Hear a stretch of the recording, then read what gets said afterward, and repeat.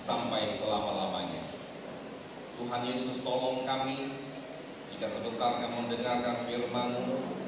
Di suasana malam Natal ini biarlah Engkau terus berkarya, bekerja Roh Kudus, Engkau memetraikan kebenaran firman dalam kehidupan setiap kami, sehingga kami tidak akan pulang dengan kehampaan, tapi kami boleh pulang dengan berkat-berkat yang Engkau janjikan bagi kami. Terima kasih kuasa-kuasa yang bukan dari Tuhan mengganggu jalan ibadah khusus sudah mendengarkan firman ini.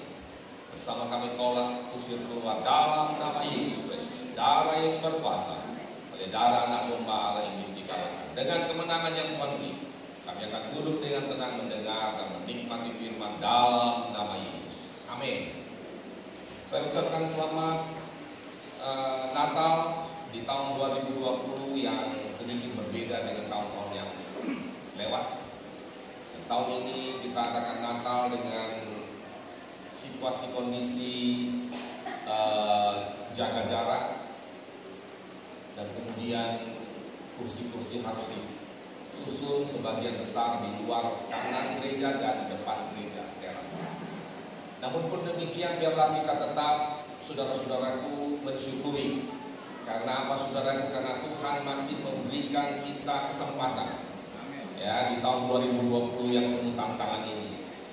Ya, tetapi saudaraku, tadi pujian mengantar kita kepada kebenaran firman berkata, Dia beserta kita selamanya. Marilah kita sambut penyertaan Tuhan dalam hidup kita. Kita sambut kasih Tuhan yang begitu besar dalam hidup kita. Malam ini, dengan tidak membuang waktu, saudara-saudaraku, saya akan ajak saudara semua untuk membuka. Ada dua ayat pertama yang kita harus baca, yang mencatat tentang suasana pada waktu Tuhan Yesus lahir. Ada satu seruan yang Tuhan nyatakan.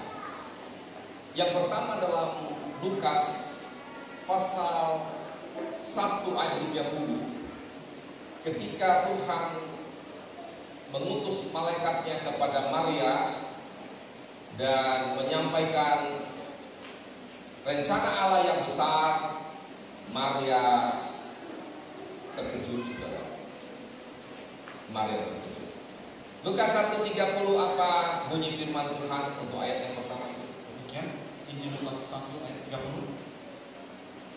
Kata malaikat itu kepadanya, jangan takut, hai Maria, sebab engkau beroleh kasih karunia di hadapan Allah. Saudara-saudaraku, ketika Maria terkejut ayat sebelumnya, yang menjumus kepada rasa takut yang melanda bagi Maria sebagai seorang wanita yang harus menanggung resiko yang besar pada zaman ini.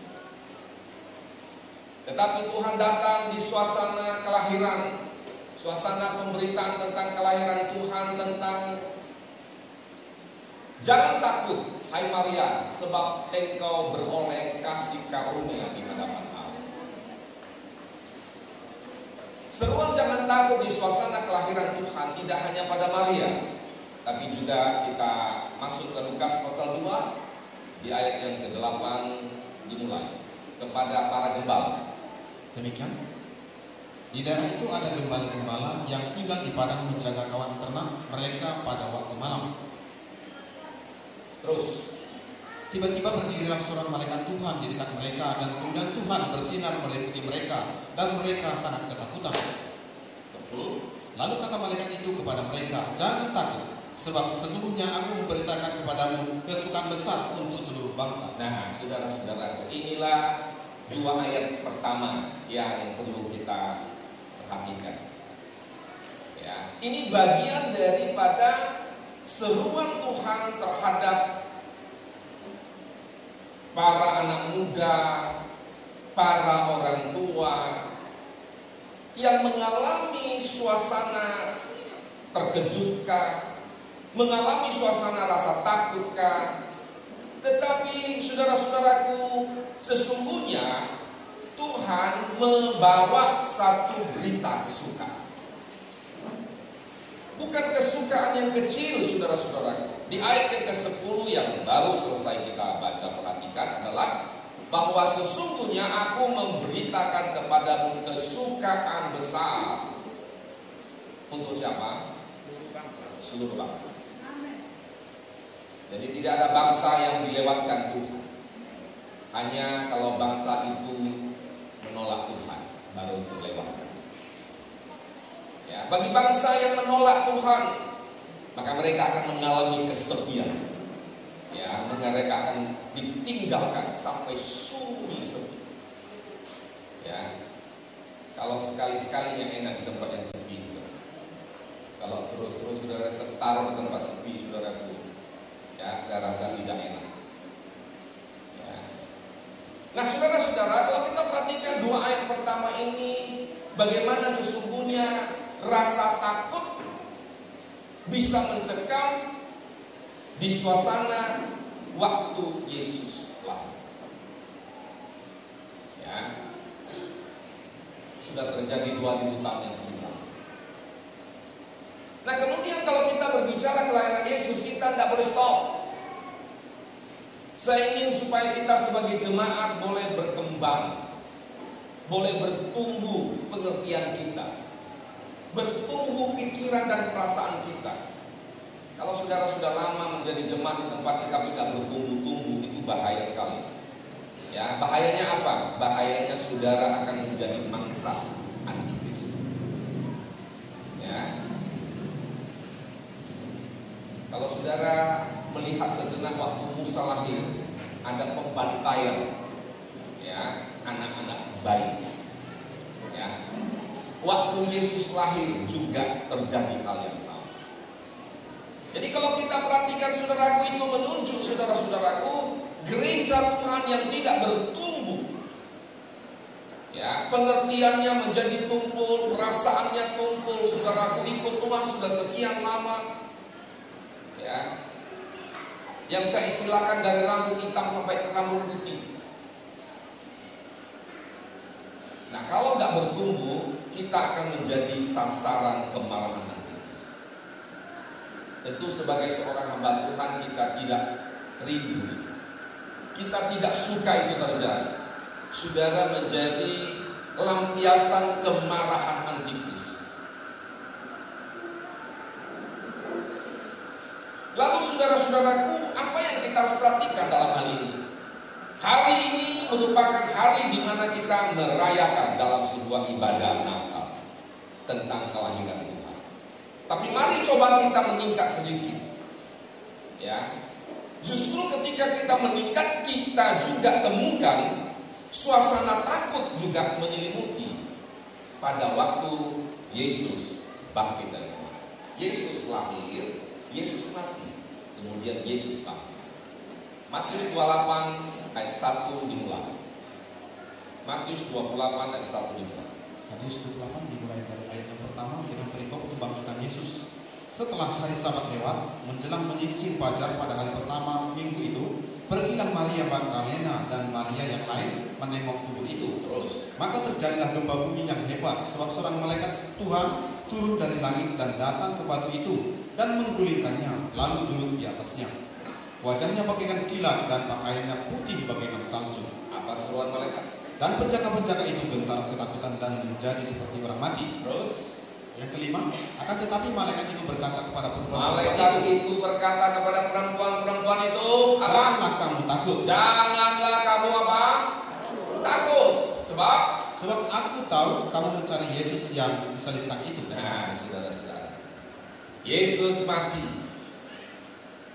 Ya, dalam suasana, saudaraku, banyak orang juga mengalami ketakutan. Tetapi Tuhan tetap membawa satu kabar besar, kabar kesukaan besar, yaitu jangan takut.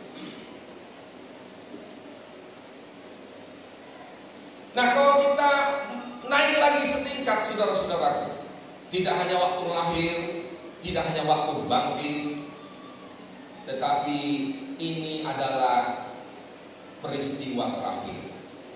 Gereja harus mengerti kita tidak selamanya di bumi. Gereja harus mengerti, mempersiapkan diri untuk bersiap sedia, mempersiapkan diri untuk menyongsong kedatangan Tuhan kalian. Nah, apa yang terjadi dalam suasana kedatangan Tuhan. Yesus lahir, Yesus mati, kemudian dia bangkit naik ke sorga, dan dia akan datang kembali. Dalam suasana ketakutan yang sangat mengerikan. Lukas 21 ayat 25 dan 26. Lukas 21 ayat yang ke-25 dan ke-26. Dengan perikop kedatangan anak manusia terumpamaan tentang pohon ara. Ya, terus. Dan akan ada tanda-tanda pada matahari dan bulan dan bintang-bintang. Dan di bumi bangsa-bangsa akan takut dan bingung menghadapi deru dan gelora laut. Orang akan mati ketakutan karena kecemasan berhubung dengan segala apa yang menimpa bumi ini. Sebab kuasa-kuasa langit akan goncang. Saudaraku, ketika semua tergoncang, saudaraku, ada satu peristiwa. Orang bukan mati karena sakit. Orang bukan mati karena kecelakaan. Tetapi orang akan mati ketakutan karena kecemasan berhubung dengan segala apa yang menimpa. Kita bandingkan dengan Wahyu 6. Tolong dibaca 12:13, 14, kita lihat begitu dahsyat goncangan ketika meterai ke-6 dibuka. Ayat ke-12. Maka aku melihat ketika anak domba itu membuka meterai yang ke-6, sesungguhnya terjadilah gempa bumi yang dahsyat, dan matahari menjadi hitam bagaikan karung rambut, dan bulan menjadi merah seluruhnya bagaikan darah. Terus, dan bintang-bintang di langit berjatuhan ke atas bumi bagaikan pohon ara menggugurkan buah-buahnya yang mentah apabila ia digoncangkan angin yang kencang. Maka menyusutlah langit bagaikan gulungan hitam yang digulung, dan tergeserlah gunung-gunung dan pulau-pulau dari tempatnya. Saudara lihat ayat 12 sampai 14 tercatat bagaimana goncangan yang begitu hebat. Kalau di tahun 2020, sebenarnya di awal dari 2019, di akhir 2019 maksud saya, ya, terjadi suatu suasana virus corona yang begitu menakutkan. Ini belum, saudara-saudara. Ya, itu pun sudah banyak orang collab, perusahaan, ya, banyak PHK dan lain sebagainya. Dan ini tidak hanya menimpa Indonesia, dunia. Nah, seandainya seluruh bangsa bisa mengerti tentang kesukaan besar yang Tuhan bawa, ya, bukan hanya di suasana kelahiran ataupun di suasana kebangkitan, ya, bahkan apalagi di suasana menjelang Tuhan datang nanti, di setiap situasi kondisi apapun, saudara-saudara yang terkasih dalam Tuhan, seluruh bangsa seharusnya mempunyai kesukaan besar walaupun ada badai yang sedang melanda. Kalau kita perhatikan, saudaraku, pembacaan 12-14 ini, tidak ada satu pun yang dapat bertahan. Matahari menjadi gelap, ya, bulan juga demikian. Bintang-bintang berguguran seperti pohon yang menghasilkan buah yang mentah yang ditiup oleh angin berjatuhan. Mau kemana? Mungkin saudara-saudara pernah dengar orang sedang melirik ke bulan. Oh, saudara-saudaraku, tidak ada satu pun yang tidak tergoncangkan. Kalau kali ini hanya bumi, itu pun bukan seluruh bumi yang bergoncang. Dalam arti kata, tidak terjadi sekaligus gempa bumi, tidak terjadi sekaligus persoalan-persoalan secara kompleks. Ya, masih hanya karena virus.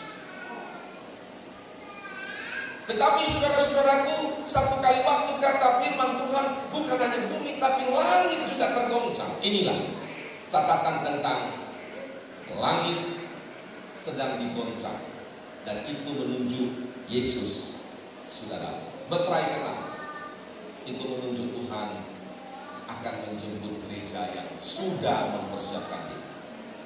Siapa gereja yang mempersiapkan diri? Dia adalah gereja bagaikan gadis yang bijaksana. Di waktu yang lalu saya sudah menyampaikan 3 perkara tentang bijaksana, ya, yaitu gereja yang punya pelita dan punya minyak. Artinya dalam mengiring Tuhan, dalam melayani Tuhan ada gairah. Ya. Bijaksana yang kedua adalah orang yang taat, yaitu dia mendengar firman Tuhan tapi dia melakukan.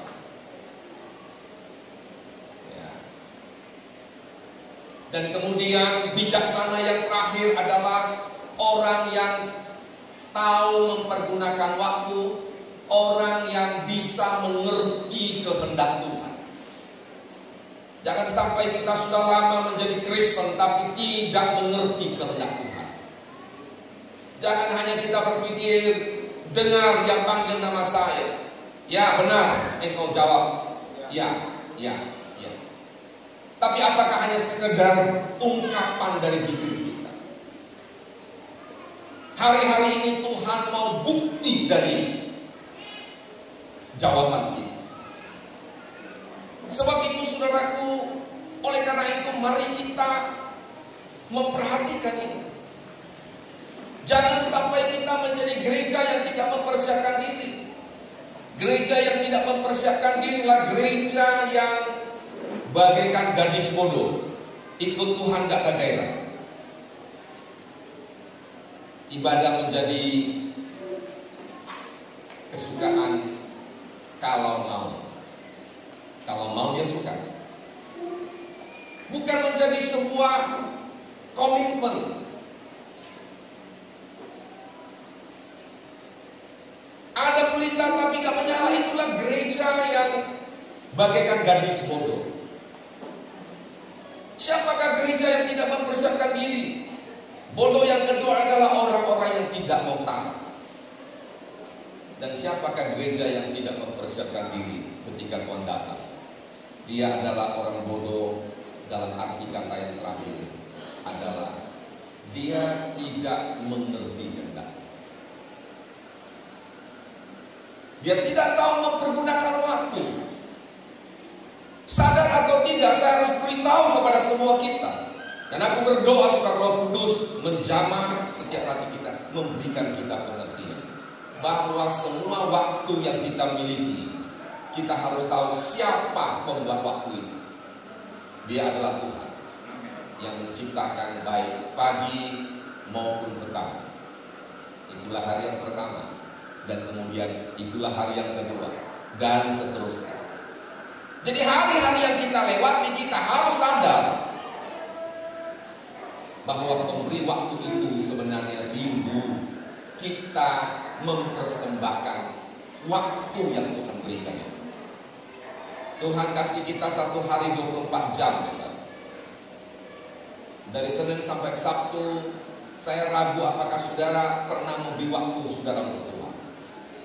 Ya, karena ada di antara sekian banyak saudara-saudara yang hari Minggu saja saudara nggak bisa. Dan ini merupakan satu pergumulan yang sangat berat. Tetapi saya hanya tahu Tuhan, mereka adalah milik kepunyaan Tuhan. Saya sebagai hamba Tuhan hanya menyampaikan, memang saya merasa ada tanggung jawab dalam undang ini.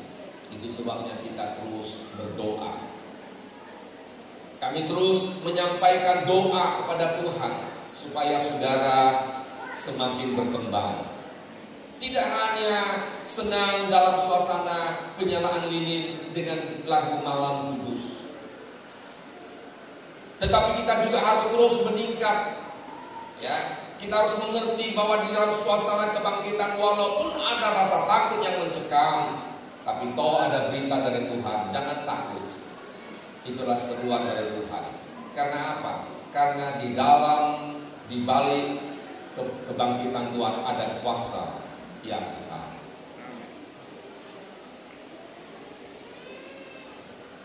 Wahyu pasal 6 tadi ayat 12 sampai 14 itu mencatat tentang goncangan-goncangan. Jadi tidak ada yang tidak tergoncang.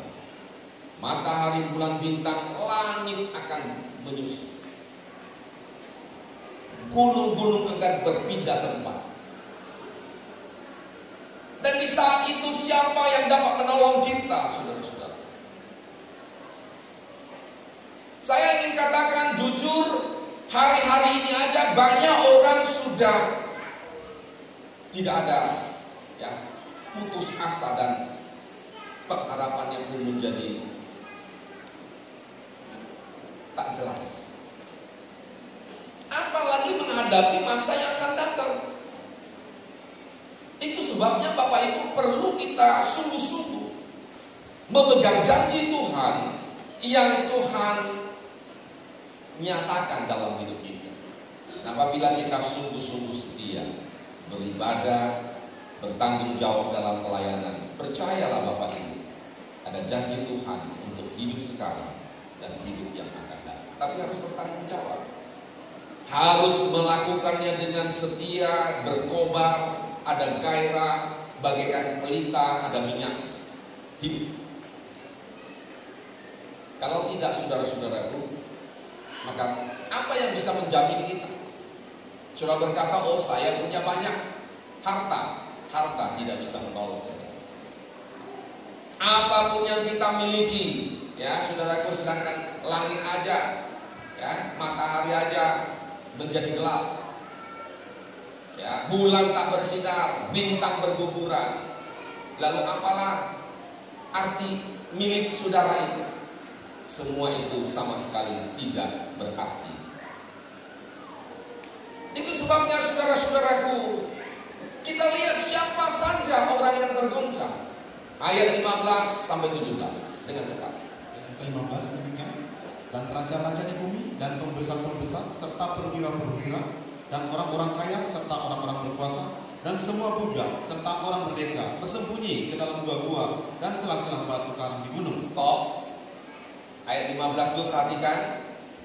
Ya, yang saudara-saudara tergoncang bukan hanya orang kecil, pembesar-pembesar, perwira-perwira, bukan hanya orang miskin, orang kaya, bukan hanya rakyat biasa, raja-raja. Oh, semua lapisan, dari yang teratas sebagai raja, pembesar, perwira, orang kaya, berkuasa. Wah, ini lima kata ini saudaraku itu tidak nanggung. Tapi apakah hanya orang kepada raja, pembesar, perwira, orang kaya, orang berkuasa saja goncangan itu terjadi? Tidak, sampai kepada para budak serta orang merdeka bersembunyi dalam gua dan selamat karang itu. Apa kata mereka? Ayat 16. Dan mereka berkata kepada gunung-gunung dan kepada batu-batu karang itu, runtuhlah menimpa kami, dan sembunyikanlah kami terhadap Dia yang duduk di atas takhta dan terhadap murka anak domba itu. 17. Sebab sudah tiba hari besar murka mereka, dan siapakah yang dapat bertahan? Sebuah pertanyaan di dalam Alkitab.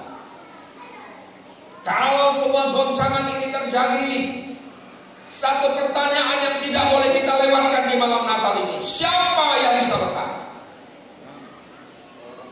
Hanya orang yang melekat kepada Tuhan. Hanya orang yang telah menerima berita kesukaan yang besar itu. Jangan takut.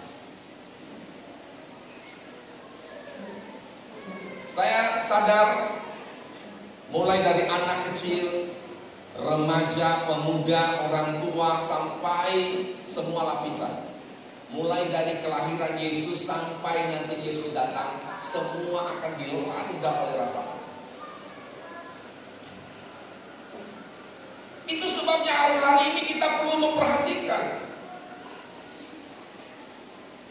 Kita harus melatih diri kita untuk tidak takut, karena kesukaan yang besar yang Tuhan berikan kepada kita sebagai orang yang percaya pada Tuhan. Dan kalau engkau dan saya adalah orang yang percaya kepada Tuhan, terimalah kesukaan yang besar dalam malam Natal malam ini. Dan bawalah pulang apapun persoalan saudara. Ingat, engkau adalah milik Yesus. Dan segala kepunyaanmu itu diawasi oleh Tuhan. Tuhan tidak akan pernah membiarkan. Walaupun seolah-olah kita melihat kenapa, ya, seperti ada pujian berkata, bertahan dan kuatlah, meskipun kau tak mengerti kenapa ini harus terjadi. Kata kenapa ini harus terjadi jangan membuat kita menjadi bingung dan takut. Kita memang tidak bisa tahu bagaimana cara Tuhan untuk menolong kita, tetapi kita harus percaya percaya bahwa Tuhan pasti menolong kita.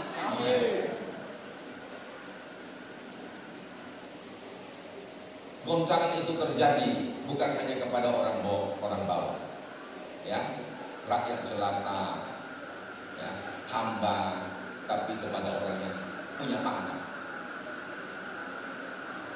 Pertanyaannya yang perlu kita renungkan, dan saya rindu pertanyaan di ayat 17 ini saudara bawa pulang. Sudah tiba hari besar murka mereka, dan siapakah yang dapat bertahan? Di tengah suasana virus corona ini mungkin kita cukup dibela Tuhan.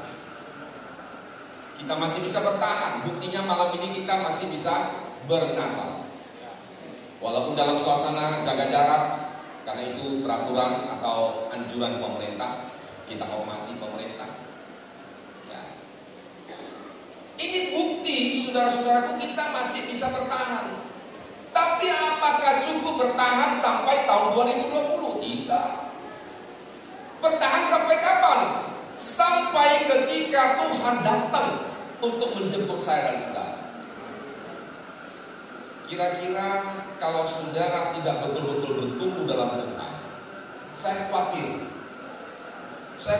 saudara akan masuk golongan raja-raja, perwira-perwira, pembesar-pembesar, penguasa-penguasa, budak-budak, dan semuanya orang kaya-kaya. Nggak ada yang bisa bertahan, saudara. Itu bukti. Ya, jangan saudara pikir, oh saya semua cukup. Tidak bisa menjamin. Saudara-saudara, tentu pertanyaan ini saudara bawa pulang jangan membuat saudara bingung. Saya rindu menyatakan kepada saudara, saya ingin supaya saudara mengerti malam ini. Terserah saudara terima apa enggak. Kalau saudara mau bertahan ketika Tuhan datang kali kedua, saudara tidak masuk golongan ayat 15 sampai 17 ini, saudara. Maka ada kunci, saudara-saudara. Firman Allah berkata, siapa yang dapat bertahan? Meleakhi pasal 3 ayat 1 sampai 3 ini ayat terakhir bagi kita untuk ibadah Natal. Meleakhi pasal 3 ayat 1 sampai 3. Demikian Maleakhi 3 dimulai dari ayat pertama. Lihat, aku menyuruh utusanku supaya ia mempersiapkan jalan di hadapanku. Dengan mendadak Tuhan yang kamu cari itu akan masuk ke baitnya. Malaikat perjanjian yang kamu kehendaki itu, sesungguhnya ia datang firman Tuhan semesta alam. Siapakah yang dapat tahan akan hari kedatangannya? Dan siapakah yang dapat tetap berdiri apabila ia menampakkan diri? Sebab ia seperti tukang pemutih logam dan seperti sabun tukang penatu. Ya, ayat yang kedua kita perhatikan sebuah pertanyaan, saudara-saudaraku, yang dihubungkan dengan saudara-saudaraku, ia seperti api tukang pemutih logam dan ia seperti sabun tukang penatu. Pertanyaan siapa yang dapat bertahan akan hari kedatangan Tuhan, dan siapa yang dapat tetap berdiri apabila Yesus menampakkan diri. Dihubungkan dengan ia seperti api tukang pemutih logam dan ia seperti sabun tukang penatu. Berarti saudara-saudaraku, ada sesuatu yang harus kita tahu, sehingga malam ini merupakan malam Natal. Kita tidak pulang dengan kosong, kita tidak pulang dengan sebuah pertanyaan saja. Itu sebabnya saya rindu, saudaraku, pertanyaan itu dimunculkan, tetapi saya rindu supaya engkau pulang sekaligus tidak hanya membawa pertanyaan itu, tetapi sekaligus membawa jawaban yang Tuhan berikan. Ayat yang ketiga, terakhir. Ia akan duduk seperti orang yang memurnikan dan mentahirkan perak, dan ia mentahirkan orang Lewi, mencucikan mereka seperti emas dan seperti perak, supaya mereka menjadi orang-orang yang mempersembahkan korban yang benar kepada Tuhan. Saudara-saudaraku, di ayat yang terakhir bila ketiga ini berkata, supaya kita bisa bertahan. supaya kita bisa tetap berdiri ketika Tuhan datang menjemput gerejanya. Kita harus menjadi gereja yang mau dimurnikan, saudara. Bagaikan perak, bagaikan emas. Tidak salah lagi kalau saudara bagaikan emas dan perak. Hagai berkata, engkau dan aku adalah milik Tuhan. Kuasa kebangkitan Tuhan itu membawa makna yang besar. Itu sebabnya dunia ingin menutup berita. Lewat suasana Natal malam ini di tahun 2020 ini, saya tidak hanya berkata tentang kelahiran Yesus, tapi saya juga harus menyampaikan Yesus mati dan bangkit. Dan kemudian saya tidak boleh stop kepada kematian dan kebangkitan Tuhan. Tetapi ending daripada semua pemberitaan firman adalah, biarlah kita dapat bertahan, biarlah kita dapat berdiri ketika Dia datang kembali. Kita bisa menyongsong kedatangan Tuhan kali ini. Kita tidak bersembunyi. Itu sebabnya supaya pada waktu Tuhan datang engkau tidak bersembunyi. Hari-hari ini buka hati kita, buka diri kita. Sampaikanlah semua apa yang menjadi semua cacat dan celah kita, supaya semua itu dihapuskan oleh darah. Yesaya 1:18 berkata, marilah kita berperkara, dosamu merah seperti demisikah, maka Tuhan akan sucikan putih bagaikan salju dan gulung. Itu adalah jaminan dari Tuhan. Tapi banyak orang keluar masuk gereja tidak pernah mau membuka hati. Ini adalah orang yang satu waktu, siapapun engkau pasti akan bersembunyi. Engkau tidak mampu menatap Tuhan, karena Dia adalah terang. Itu sebabnya hari-hari ini kita perlu membuka hati kita. Izinkan Yesus masuk dalam hati kita. Izinkan terang itu menerangi semua sisi hidup kita, sehingga saudara-saudaraku, kita bisa bertahan untuk berdiri menyongsong kedatangan Tuhan di kali yang baru. Biarlah kebenaran firman Allah terus memurnikan kita. Bagaikan perak. Kalau kita berbicara perak, saudaraku, saya tidak akan lanjut. Itu berbicara tentang lidah seorang yang jujur. Gereja Tuhan harus belajar jujur. Jangan ada dusta di antara kita. Tapi mari belajar jujur kepada Tuhan. Sebab engkau sedang disucikan, dimurnikan, supaya ada kejujuran terhadap Tuhan. Dalam segala situasi kondisi, mari kita belajar jujur. Karena awal sebuah pertobatan adalah tidak berdusta. Kalau saudara masih berdusta, itu artinya engkau masih tidak takut Tuhan. Suasana takut yang melanda dunia itu yang sedang mewarnai hidup.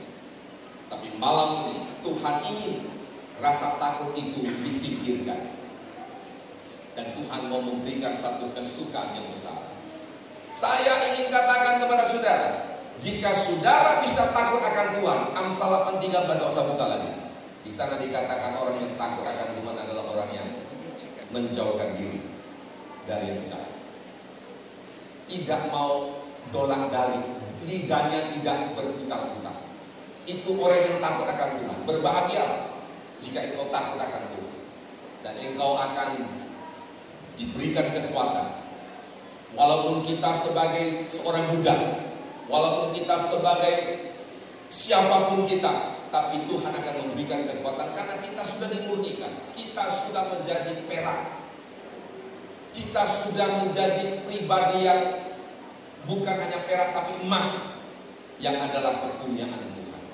Oleh karena itu, doa dan harapan saya di suasana Natal malam ini, biarlah kita dapat memetik makna Natal dari kebenaran firman Allah yang telah kita dengar bersama. Kiranya Tuhan Yesus memberkati kita semua.